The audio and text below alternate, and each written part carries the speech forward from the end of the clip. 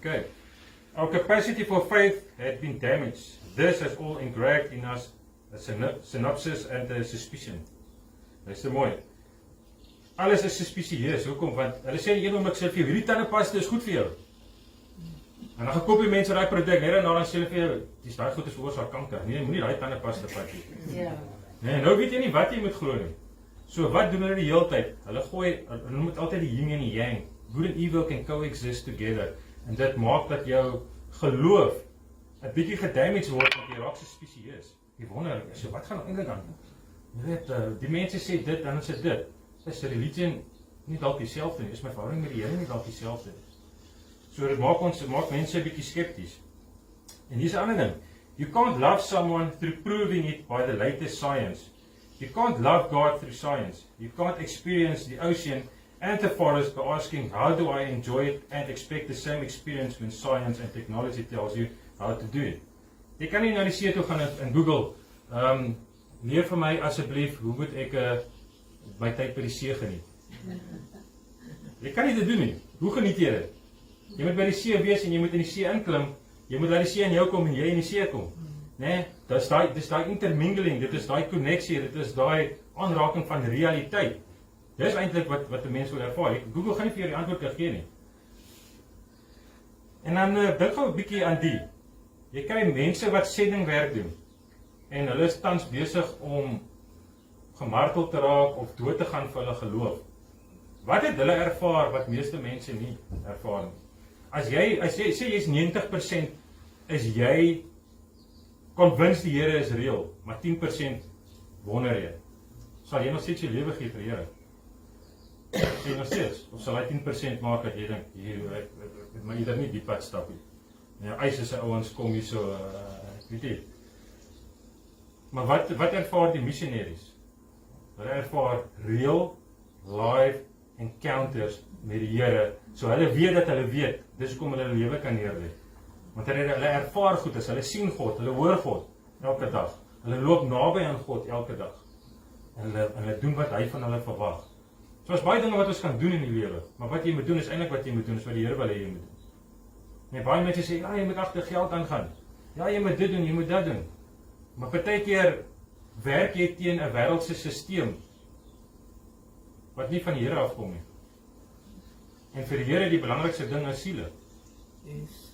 Jy moet agter siele aangaan, want alles rondom jou gaan verlore gaan. Jy gaan alles verloor rondom jou. So jy moet dit wat jy nou doen, moet jy so doen dat jy jouself begin voorberei vir die volgende lewe, want die lewe gaan verbygaan. So dit vat ook oefening. As jy enige iets in die lewe wil doen en jy wil dit geniet, dan moet jy op 'n punt kom waar so jy dit oefen tot dit gemaklik raak, dis wanneer jy uiteindelik begin geniet. And so if you go and you learn to ride a bicycle. In the beginning it's not lekker, because you ride, you fall, you ride, you fall. But after a month or two, then suddenly you start to enjoy riding the bicycle, because now you can do it, it becomes your norm, it becomes normal. It's the same way with practicing the presence of God. In the beginning, you struggle, bit boring. Ek weet nie altyd hoe ek gaan uitkom en so nie. But the more you practice it, the more normal it becomes and the more fun it becomes. Later on, you're so used to it that you don't want to be somewhere else. You can't wait to step into the presence. You can't wait to get into the connection, connect yourself with God. So yeah, we need to keep on practicing. I know a lot of guys, they go to the gym. Dan sit hulle daar by die gym en dink hulle, ja, nou gaan ek lekker spiere bou, kyk hoe al die ander ons gym. En ons pomp ysters en goed is jonge, die ouens sit daar, so dink, ja, is lekker hier by die gym, ja, ek like dit hier. En na ure staan hy op, dan droog hy homself af en hy loop by huis toe. Nee, en dan dink daai ou nou, Jesus, jong, dit was sommer lekker gewees by die gym. Ek doen my deel. Jy sien, dis hoe baie mense hulle verhouding met die Here het. Ons lees ons Bybel, maar hulle gym nie die woord nie. Hulle exercise nie die woord nie. Hulle pas nie die woord toe nie. Die Bybel sê the just shall walk by faith. Met ander woorde, die pad saam met die Here gaan so wees dat jy eintlik weet waar dit gaan opeindig. Jy gaan heeltyd moet rely op die Here vir jou resources. Jy gaan heeltyd moet rely op die Here vir jou toekoms. En die prentjie gaan nie lyk soos wat jy graag wil hê dit moet lyk nie. My sien Uncle Google leer vir ons. Jy moet net Google, want weet jy waar jy gaan wees oor 5 jaar? Jy moet Google man, die stelsel gaan vir jou guide in hierdie rigting. Nee, jy doen wat die Here wil hê jy moet doen. Dis die belangrikste ding. Okay? So Matthew 18:3 states, unless you change and become like little children, you will never enter the kingdom of God. Klein kindertjies, hulle is baie eenvoudig. En as jy klein is, jou gees het nog nie baie seer geervaar in die lewe nie, want jy het nie baie las geervaar nie. Jou ouer jy raak, hoe meer verloor jy dinge in die lewe. En klein kindertjies is baie meer gewoond om te connect met hulle omgewings rondom hulle. So die aarde is vir hulle meer nuut. Die bome, die plante is vir hulle meer nuut en hulle ervaring van die realiteit hoe dinge eintlik is vir hulle baie meer makliker. Dis kom die Here sê jy moet wees soos klein kindertjies om in daai realiteit in te kan beweeg en om dinge in die gees te sien. Maar jy sien, baie mense raak wedergebore en dan ervaar hulle daai wedergeboorte. Hulle sien weer vir eerste keer hoe dinge eintlik deur die gees is, maar soos wat hulle aangaan en deur die lewe seer gemaak word en dinge verloor hulle daai diep koneksie wat hulle daai tyd gehad het, hulle hart vir die Here gegee het. En nou 'n soort van dit werk, dis werk om weer daar te kom. Dis werk om weer daar te kom. Die Here sê nee, die normale Christelike lewe is jy suppose om elke dag daai te beleef. Jy suppose om elke dag as jy die aarde beleef rondom jy moet jy geconnected wees. Jy moet een wees met God. Okay. Adults. Cynicism, mistrust and guardedness has been baked into us as adults and you have to lay it down. Al daai goeders wat ons pla, die seer maak dat ons onsself guard. Ons wil nie seer kry in sekere areas nie. En die Here sê as jy met my wil dien, moet jy die guardedness laat gaan. Jy moet oopmaak sodat ek kan inkom en genesing kan bring. So we need to find the refuge in God. In John 6:35, Jesus declares, I am the bread of life. Whoever comes to me will never go hungry, and whoever believes in me will never be thirsty. Okay, so hierdie versie is of real of dit is nie real nie. Hierdie versie sê, whoever comes to me will never go hungry. Okay, wat bedoel dit? Net soos fisiese kos vir jou energie gee, en jy voel satisfied wanneer jy nou 'n lekker dingetjie geëet het, 'n lekker stukkie chop of 'n braaivleis so is dit suppose om te wees wanneer jy in die Here se teenwoordig is. Wanneer jy in die Here se teenwoordigheid uitkom, dan moet jy eintlik voel, wow, voel refreshed, re-energized, new, ready for another day. Dis hoe jy suppose is om die dag aan te vat.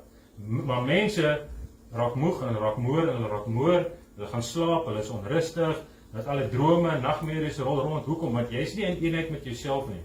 Jy is nie geïntegreerd nie. Daar is sekere areas in jou lewe waar jy nog stry met jouself, waarmee jy nog nie vrede gemaak het. En daai is die areas waar die Here sê, wow, daai goed moet jy vir my gee. Dat jy kan vrede kry daar, sodat jy in eenheid kan wees met my, dat jy in rustigheid en kalmte kan wandel, sodat jy die lewe ook bietjie meer kan geniet, want dis wat die Here wil hê jy moet doen. Die Here wil hê jy moet die aarde geniet, jy moet die wêreld geniet. Okay? John 15:5 I am the vine, you are the branches. If you remain in me, and I in you, you will bear much fruit. Apart from me, you can do nothing. Okay? So, remain in me. Beteken nie, moenie in my beweeg nie, jy moet in my leer beweeg. So, wat ook al jy doen elke dag, waar ook al jy gaan werk, die goal en die eindpunt op die ou en is union met God, daar waar jy beweeg. Nie net wanneer ek Bybel lees, nie net wanneer ek kyk 'n teaching en dan dink jy nou ek spandeer tyd saam met die Here nie. Daar is nie noodwendig tyd spandeer saam met die Here nie. Daar moet 'n tyd wees waar jou gees connect met God se gees en God praat met jou en jy praat met God en dis 'n koneksie. Dit moet reël wees. Dit moenie net 'n religious ding wees nie. Want dis wat 'n religion doen. Religion dink dat dit wat dit is wat dit is, dit gaan nooit meer wees as dit nie. Maar daai mystery van God maak dat jy kan nooit sê ek het alles geervaar in die koninkryk waar ons om te ervaar nie. Want daar's altyd meer. So jy moet nooit sê tot vir dit. Hebrews 4:16 Let us come boldly to the throne of our gracious God. There we will receive His mercy and we will find grace to help us when we need it most. So, hierdie versie sê, God is real and that we can approach Him. His throne is a real thing. It is situated in the city of God. And the city of God is situated in the heavens. And we can go there, commune there to get the help and strength we need. So, heavens, die hemel is daar. Jy kan nou daar gaan. Jy kan nou eternity access. God is eternal. Ek kan onthou ek het eendag gaan sendingwerk doen en was daar by Epping gewees. En hier kom 'n ou afgestap in die pad. Ken jy ou van Gienkarre? Ek weet nie wie hy daar was nie. Maar ewe skielik weet ek alles van die ou se lewe. Maar ek het hom nog nooit gesien in my lewe. Ek weet sy naam, ek weet sy van, ek weet wie sy pa, sy ma, al daai goeie is. Maar wat het gebeur daarso? Jou gees het ingetap in eternity in God se teenwoordigheid en God het deur jou gekyk na daai ou. En toe weet jy alles van daai ou. Maar dit is hoe jy supposed is om te loop, elke dag. Een met God. Jy moet die lewe sien deur die oë van die Here. Dat jy na mense kan kyk deur die oë van die Here, dat jy die aarde kan beleef deur die oë van die Here. Die joy, die peace, die comfort, die nourishment wat daar beskikbaar is. So the Bible also says, do not be conformed to this world. We need the real alignment and awakening of our imagination for our theology and practical experience of God. Die Here het vir ons verbeelding gegee. Maar hoe meer ons gedagtes en ons denke vul met verkeerde dinge, hoe meer begin, ek noem dit altyd klatter. Die brein funksioneer nie en die denke funksioneer nie soos wat dit moet nie. En dit stop partykeer dat die vloei van die Heilige Gees nie kan deur jou werk nie. So that's why the Bible says, do not be conformed to the pattern of this world, because it creates a pattern. It creates a pattern where you live outside the will of God, not experiencing God, and then that becomes a pattern. That becomes your normal. But God says, do not be conformed to the pattern of this world, but be ye transformed by the renewing of the mind. So jy moet die kant toe kom. Jy moet nie daai pattern volg, jy moet God se pattern volg. God se pattern sê union, een met hom, integrated being. Psalm 91. Whoever dwells in the shelter of the Most High will rest in the shadow of the Almighty. I will say of the Lord, He is my refuge and my fortress, my God in whom I trust. Surely He will save you from the flower's snare and from the deadly pestilence. He will cover you with His feathers, and under His wings you will find refuge. His faithfulness will be your shield and rampart. So people in ancient times lived in immediate danger of warring tribes, nations, and they needed refuge. So daai mense was baie desperaat, want was heeltyd oorloë en goeders gewees in die Bybelse tyd en so aan. En hulle het hulle verdediging, refuge het hulle binne in die Here gevind. Want buitekant is alles chaos. Daar's oorlog rondom ons. Hoe gaan ek stilte en kalmte kry in 'n plek waar alles rondom my besig is om opgeblaas te word en mense hoor mekaar uit en so aan? David het Psalm 91 geskryf en gesê, my plek van rustigheid en kalmte is binne die Here. The Lord is my refuge. So what do a king do when he goes to, when he feels like his castle is about to be attacked? He withdraws all his forces and he puts it within the walls where people can find refuge. And when they are inside the refuge, the king can still provide for them. The king can still give them the resources that they need. The king can give them the weapons that they need. But they need to be inside the refuge. If you stay outside, you're vulnerable for attack and the king can't protect you there. And that's the problem. A lot of people are living lives, but they're not living the life that God wants them to live. So now God can't bless them because they're actually living in rebellion. They're asking God, I need this, God, I need that. Jy weet, maar partykeer is dit omdat hulle nie noodwendig die paadjie loop wat die Here wil hê hulle moet loop nie. En dan sal areas wat hulle aan vashou wat hulle ook nie vir die Here wil gee nie, wat in die pad staan van jou vordering. So die areas waarso jy lek, die areas waarso jy nie vorentoe beweeg nie. Die areas waar daar tekortkoming is omdat daar 'n sekere areas in jou lewe waarso jy vassit en jy wil nie daai laat gaan nie. You don't want to release it. And you need to let it go. The comfort culture has caused us to seek refuge in shaky things, earthly things. En soos ek gesê het, aardse dinge gaan verbygaan. Jy kan nie jou vertroue sit op dinge buitekant jou nie, want alles buitekant jou gaan doodgaan. As vat jy jou hande so en lig jy jou hande net so. Jy gaan eendag tot sien sê vir dit ook. You're going to say goodbye for your own body. You're going to lose everything in life. So there's only one thing that you can rely on. It's something that's internal. And that's the Word of God. That's the thing that's going to carry you, and that's the thing that's going to sustain you all the way to the end. Everything else you're going to lose. You're going to say, life is a series of goodbyes. And that's the reality of life. But you need that internal source, that internal strength that's going to take you all the way to the end. So the ancient saints knew there are evil in the world. Forces want to destroy us, and also knew there is only one safe place, and that is in God the Father and in His kingdom. We want to make choices and practices to stay in God's protection, and bring everything we care under God's authority. So, Psalm 91:9 sê ook die volgende: If you say, the Lord is my refuge, and you make the Most High your dwelling, no harm will overtake you, no disaster will come near your tent. Nou luister mooi die versie begin. If you say, jy moet dit sê, jy moet dit praat, jy spreek dit uit, bring dit onder die Here se autoriteit, jou familie, jou vriende, jou finansies, jou toekoms, jy spreek dit en jy bring dit, jy noem dit consecration, jy bring dit onder die Here se beskerming. Dit is soos 'n sambreel. Jy beweeg hierso, God se doel vir jou lewe is hierso, en wat jy wil doen is, jy wil jou lewe so struktureer, dat jy onder die umbrella kan kom. En onder die umbrella, dit is waar so die resources is, dit is waar so die regte mense is, op die regte plek, op die regte tyd, wat jou help om in die Here se pad te wandel, en om te doen wat die Here graag wil hê jy moet doen. Maar wanneer jy hierso is, dan moet jy self skrap. Hierso moet jy self werk. Jy brand jou eie energie uit hierso. Dis effort, dis moeite. En hierso kan jy bid soveel as wat jy wil. Jy is nie onder die umbrella nie. So die Here sukkel om vir jou te bless. En die Here wil jy moet onder sy umbrella kom. Weer union, integration, eenheid met die Here, naby. Dis waar dit is. Dis waar die dinge begin gebeur. Dis soos 'n puzzeltjie wat op die ander by mekaar kom. Die puzzeltjie vloei net in mekaar in. En dan vul jy jou plek wat jy nog altyd moes gevul het voor die fondasies van hierdie aarde gemaak was. Want voor die Here jou gemaak het, het hy geweet, dis wie jy is, dis wat ek graag wil hê jy moet eendag doen.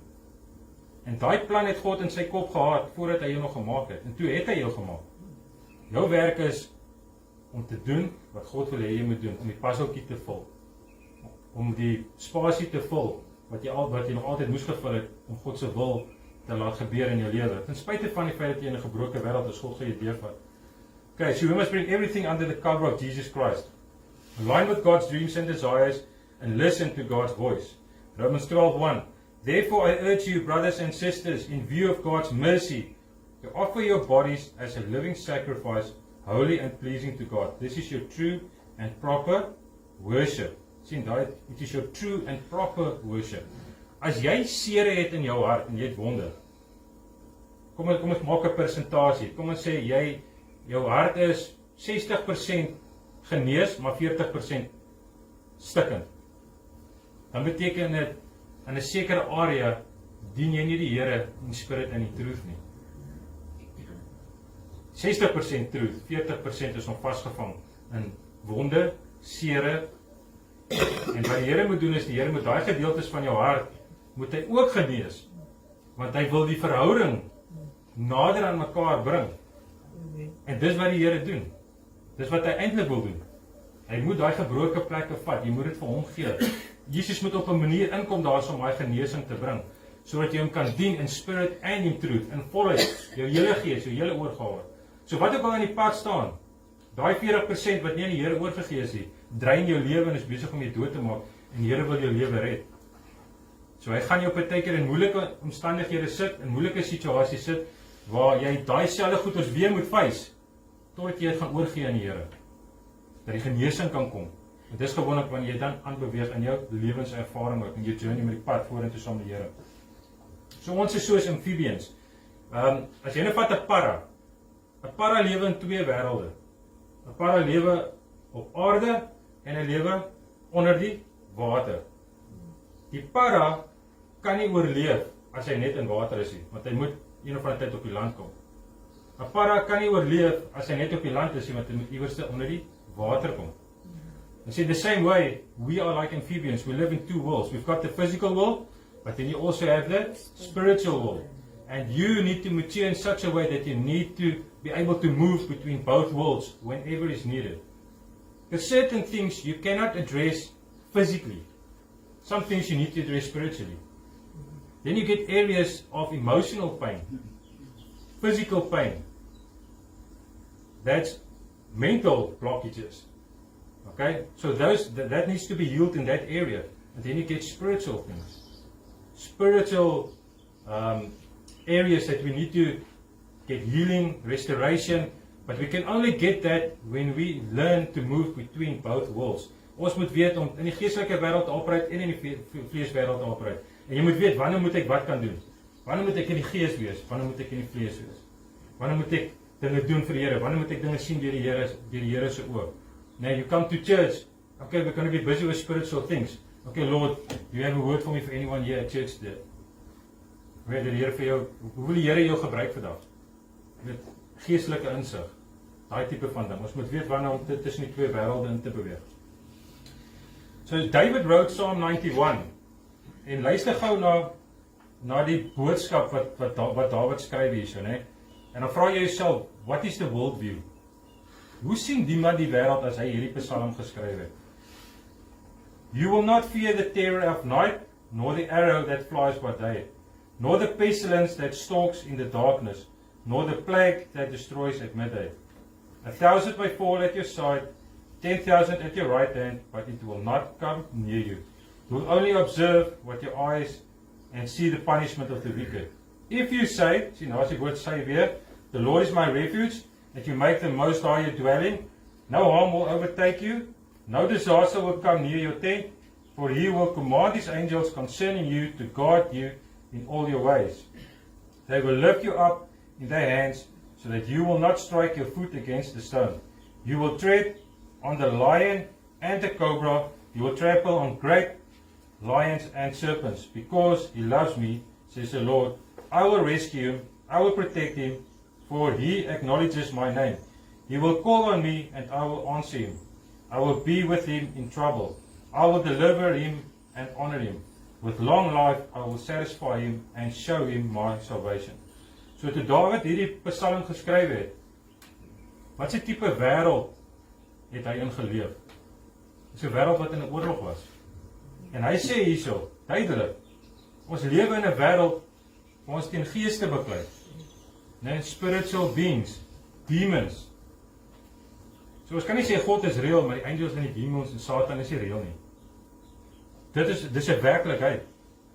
En ons moet leer om te access geestelik, wat is besig om te gebeur geestelik. Jy weet, party mense loop rond met demone binne hulle. Ek werk by 'n reet, gebeur baie keer, ons besig om praise and worship en dan gebeur jy beslis snaakse dinge. Jy weet, as jy in die omgewing begin beweeg, dan begin jy meer hierdie tipe goeie sien, dit raak meer van 'n realiteit vir jou. Maar ons moet leer om in hierdie twee wêrelde te beweeg, en Dawid sê duidelik hierso, die wêreld waarin ons nou is, ons is in 'n geestelike oorlog. We are in a world at war. And it's a war for your soul. En jy beter ernstig raak. Jy moet intentioneel begin raak met hoe jy jou geestelike lewe leef. Anders gaan dit baie moeilik raak. So the time that we are living in has also removed from us the reality of the unseen world around us. It is a world at war where dark things are set against you. There are beings, that is false spirits, angels and demons. There are also resources of the kingdom, the river of life and the breath of life. We must realize and know that this is the fullness of reality. We must have a willingness to face the rest of reality. Baie mense wil nie daai gedeelte van Christendom weet nie. Ek wil net sê doen met engele en demone goeters nie, maar nie om my praat van daai goeters nie. Maar die Bybel sê jy is geroep om oorlog te maak teen hierdie goeters nie. Jy beklei teen geeste op 'n geestelike manier. Jy moet weet hoe om geestelike oorlogvoering te voer. Dis wat die Bybel sê. En as jy nie die skills gaan leer nie, dan gaan jy pak slaag kry. Dan gaan die duiwel die oorhand oor jou kry. So and you need to practice it, you need to exercise it. So we cannot get cut off from the reality because there is nourishment, comfort, love and protection. Wanneer jy in die Here se koninkryk ingaan, in die hemel ingaan, dis waar so daar rus is, vrede, dit wat jy nodig het, is daar so, dis al klaar daar. Dis net jy moet dit bring in die realiteit en manifesteer nou. So as jy gaan snorkel en jy sit jou goggles aan, dan sien jy aan die bokant sien jy een wêreld.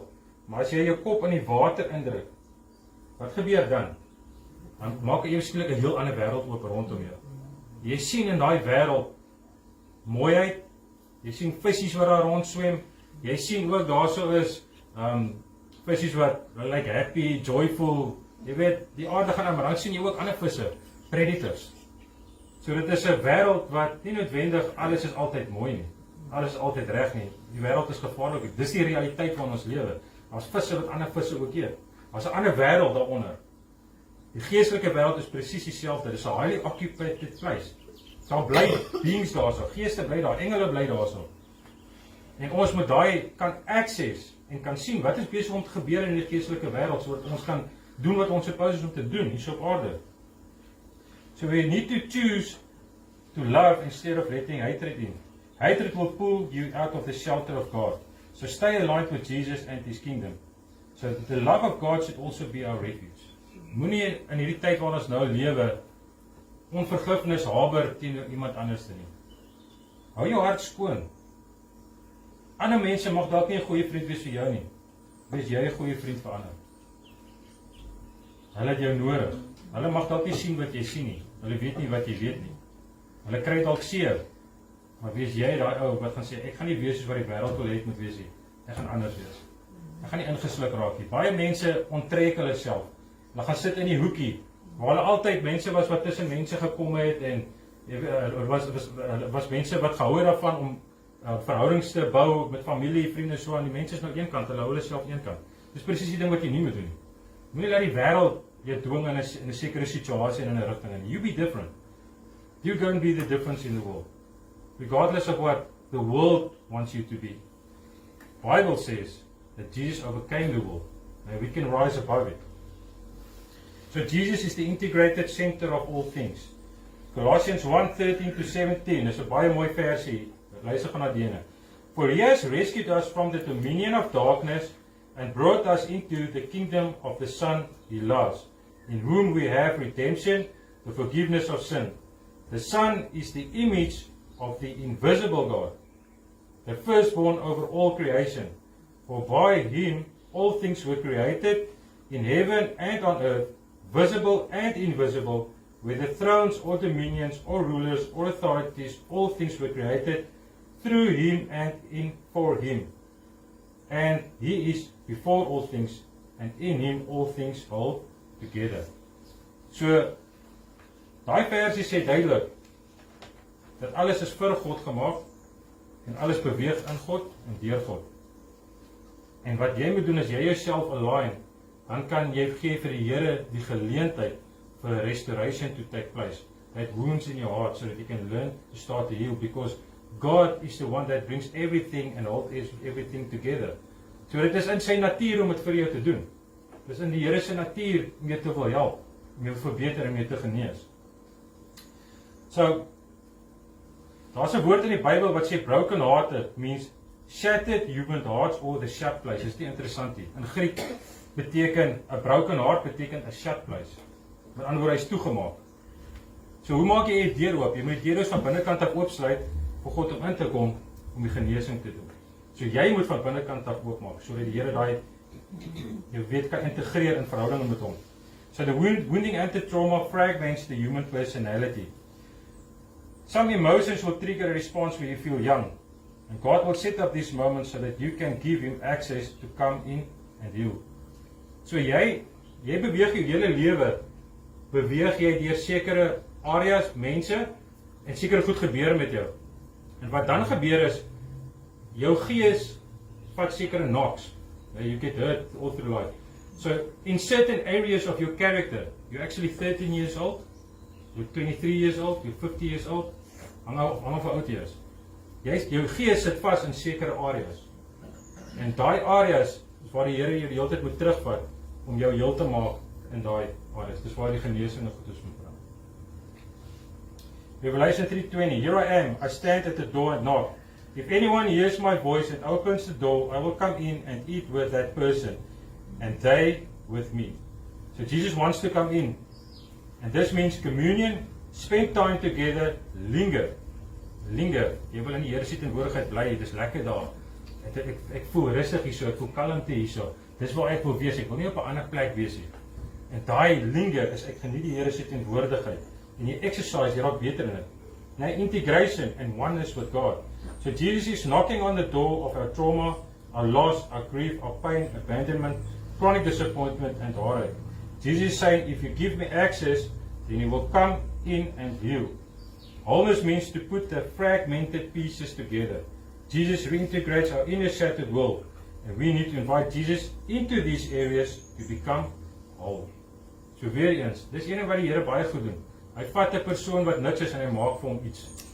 Hy vat daai wonde en daai seere van jou en hy vat jou diep in dit en hy vat daai negatiewe ding en hy draai dit op die ouene om en iets moois sodat jy dit kan gebruik vir sy koninkryk. Want homself om diepte te ervaar, moet jy partykeer self daar gaan om dit te kan verstaan. Anders het jy nie empatie vir ander mense nie. Jy sal nie verstaan hoekom sekere mense sekere goedes doen nie, want jy het nie geestelike insig nie, as jy nie daai pad self gestap het nie. So die Here laat partykeer jou op pad loop, maar soos wat jy daai pad loop, leer jy sekere dinge. En as jy vir die Here daai seer en daai wonde gee, dan gebruik die Here dit vir sy voordeel om die koninkryk weer te bou. Okay, I'm coming in for a landing. 1 John 1, verse 1 to 2. That which was from the beginning, which we have heard, which we have seen with our own eyes, which we have looked at and our hands have touched. This we proclaim concerning the word of life. The life appeared, we have seen it and testified to it, and we proclaim to you the eternal life, which was with the Father and has appeared to us. So, hulle het hierdie vers vir ons geskryf om vir ons te sê, dis wat ons geërvaar het. En ons hart vir julle is om dit ook te ervaar. Elke dag Jesus Christus te beleef vir wie hy werklik is. Ons het saam met hom geloop, ons het saam met hom gepraat, ons weet wat hy werklik waar is, en ons wil graag hê julle moet dit ook ervaar. They are saying that they experience God, seen him and access the kingdom, and now they also want us to experience it. Our journey with God is supposed to be deeply experiential on a regular basis, not an occasional thing or a once in a lifetime. The kingdom, in the same way, we must expect the biblical worldview of the reality where there is other beings, and it's a highly populated place, a place where there is meaning and purpose, love, help, and even heaven, and the forces of darkness, and we are living in the story that God is busy telling.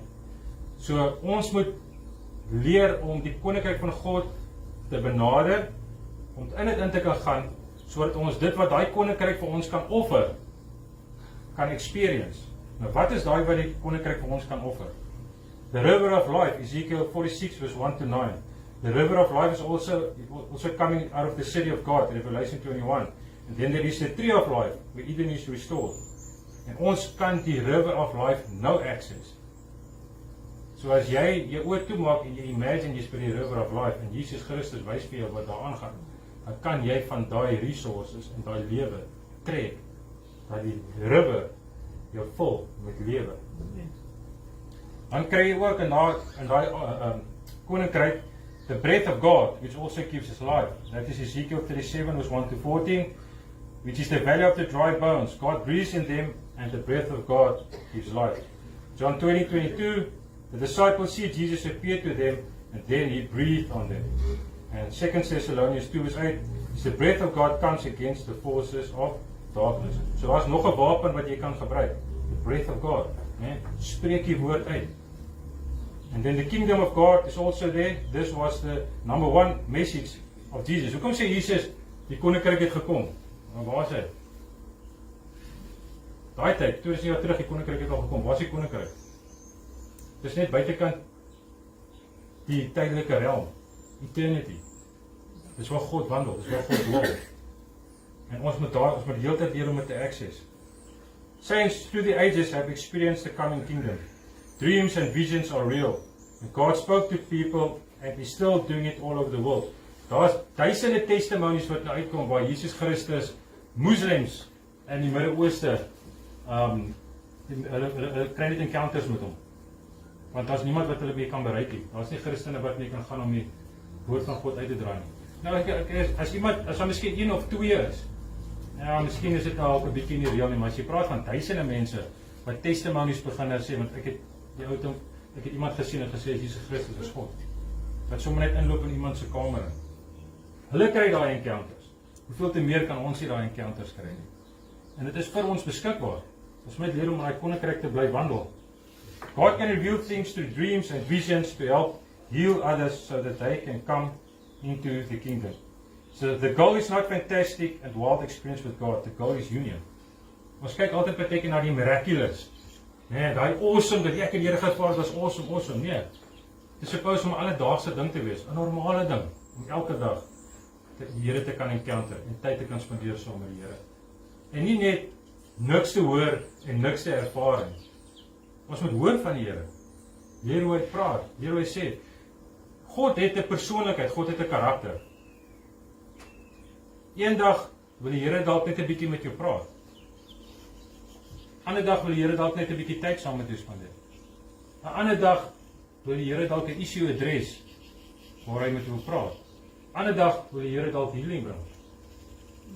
Maar hoe meer jy tyd saam met die Here spandeer, hoe meer gaan jy begin agterkom. Jesus, wat wil jy, wat verwag jy vandag? Wat wil jy graag hê moet gebeur vandag?